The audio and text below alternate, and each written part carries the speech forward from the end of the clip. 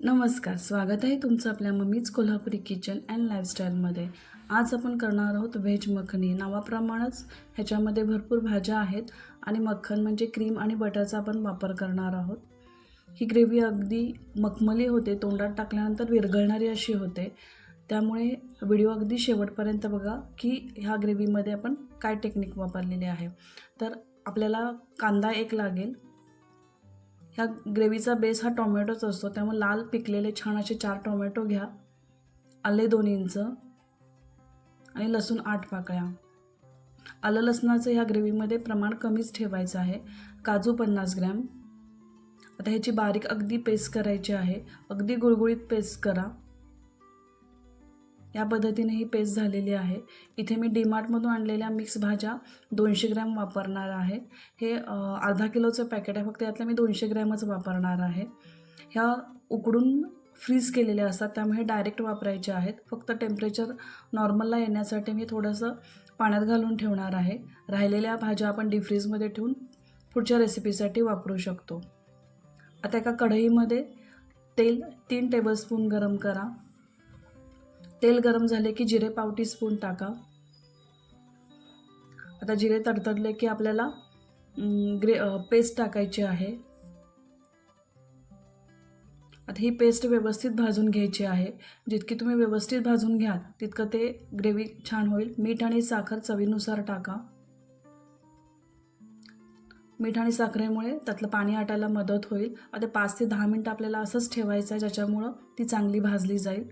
ते 5 ते 10 मिनिटांनंतर बघूया, छान तेल सुटलेलं आहे आणि ग्रेव्ही व्यवस्थित भाजली गेलेली आहे। हळद पाव टीस्पून टाका। इथे तिखट पावडर 2 टेबलस्पून टाकलेला आहे। हे तेज आणि रंगतदार म्हणजे खूप तिखटाला नाही आहे, पण कलरला आहे, अशा पद्धतीचं हे तिखट पावडर आहे। तर हे तिखट पावडर व्यवस्थित भाजून घ्या। आता गरम मसाला 1 टेबलस्पून टाका। कुठलाही तुम्ही घरगुती मसाला किंवा किचन किंग मसाला, कुठलाही मसाला आपण टाकला तरी चालेल। आता हा मसालाही व्यवस्थित भाजून घ्या। मसाले भाजण्यावरच आपली ग्रेव्ही छान होणार आहे।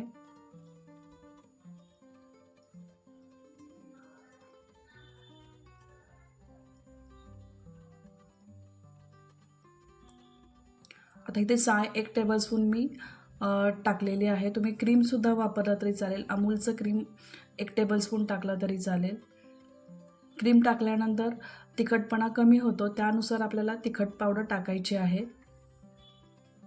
आता आपण ज्या भाज्या उकडून गार केलेल्या आहेत किंवा पाण्यात घालून ठेवलेल्या नितळून भाज्या आपल्याला टाकायच्या आहेत आणि त्या व्यवस्थित ग्रेव्हीबरोबर मिक्स करायच्या आहेत। आता कसुरी मेथी 1 टेबलस्पून टाका।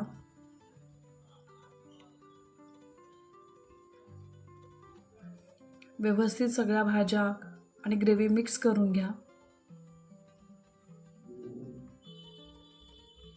आता पाणी आपल्याला गरजेनुसार टाकायचं आहे। इथे मी 1 ग्लासभर पाणी टाकलेलं आहे। खूप ग्रेव्ही पातळही करायची नाही, खूप घट्टही करायची नाही आहे। या पद्धतीचा थिकनेस ठेवा। आता शेवटी बटर 1 टेबलस्पून टाकायचं आहे। बटरचं क्रीमचं प्रमाण तुम्ही तुमच्या आवडीनुसार कमी जास्त करू शकता। आता आपल्याला झाकून परत 10 मिनिटं ठेवायचं आहे। छान 10 मिनिटानंतर छान ती ग्रेव्ही व्यवस्थित शिजली गेलेली आहे। तर वरून भरपूर कोथिंबीर टाका आणि गरम गरम चपाती पराठे याच्याबरोबर सर्व करा। जर तुम्हाला ही रेसिपी आवडली असेल तर लाईक करा, शेअर करा। परत भेटूया। धन्यवाद।